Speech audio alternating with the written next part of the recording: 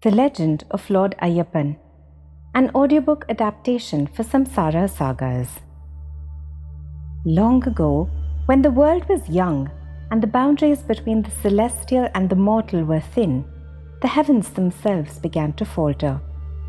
Great darkness had taken root, not in the shadows of the world, but in the heart of a demoness named Mahishi.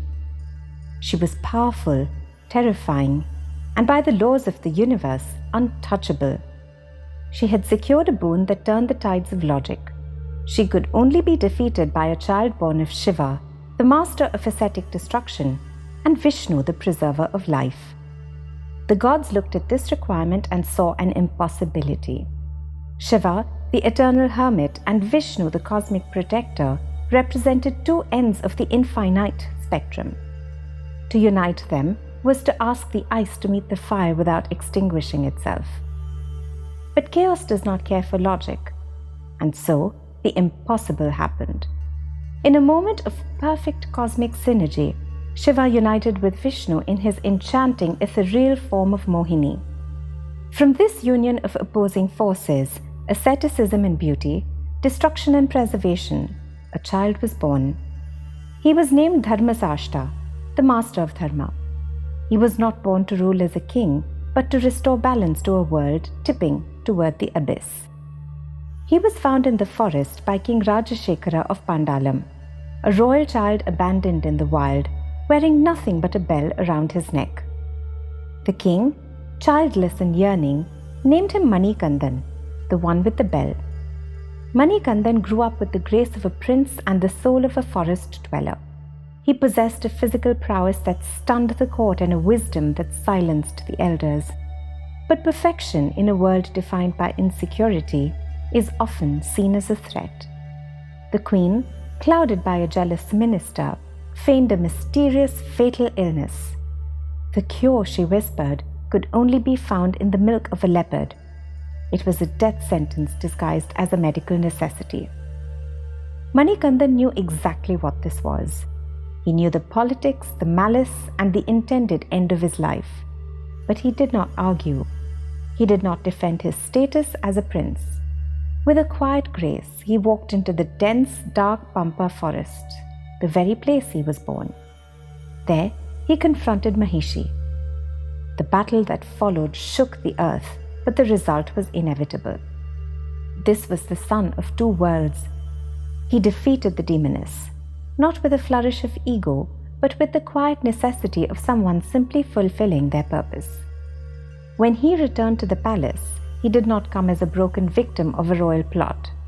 He returned riding a fierce, wild tigress. The court fell silent. The king wept, begging his divine son to stay, to take the crown, to rule the kingdom. This is the moment the story truly begins. The crown of Pandalam lay at his feet. A kingdom of comfort, influence, and security was his for the taking.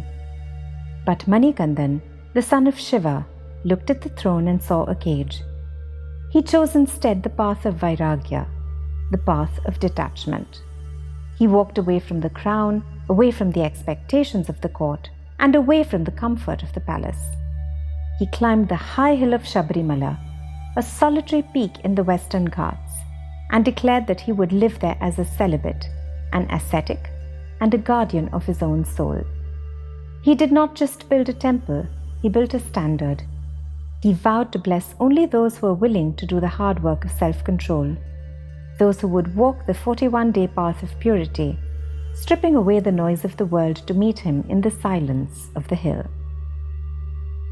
We often hold up Ayyappan's story as a myth of gods and demons. But if you strip away the law, you're left with a blueprint for navigating your own life.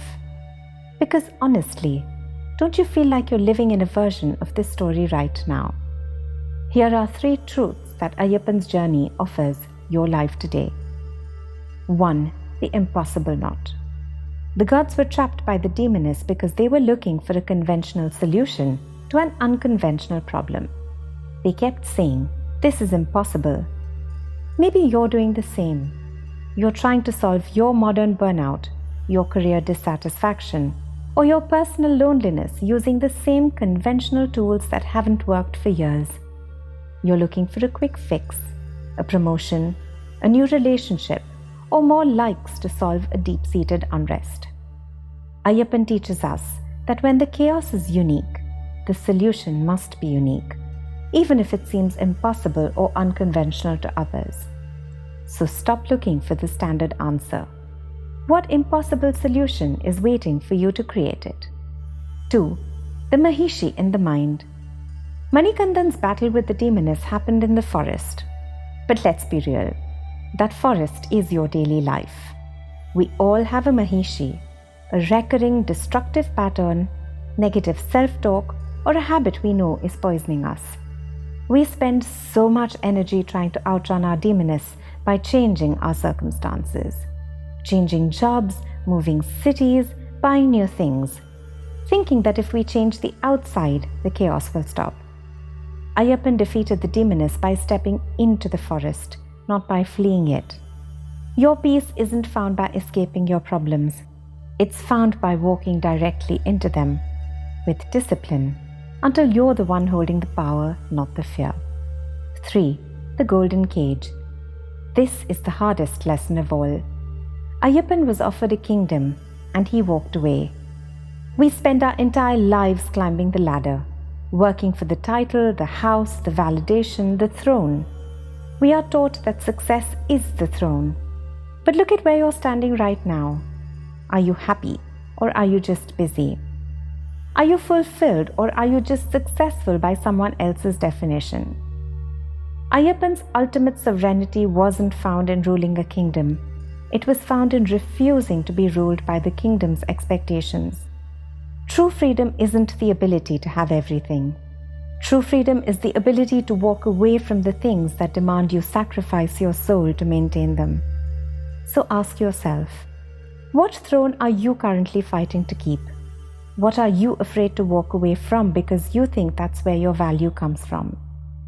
Sometimes, the most powerful thing you can do is leave the kingdom, climb your own solitary hill, and finally be the master of your mind.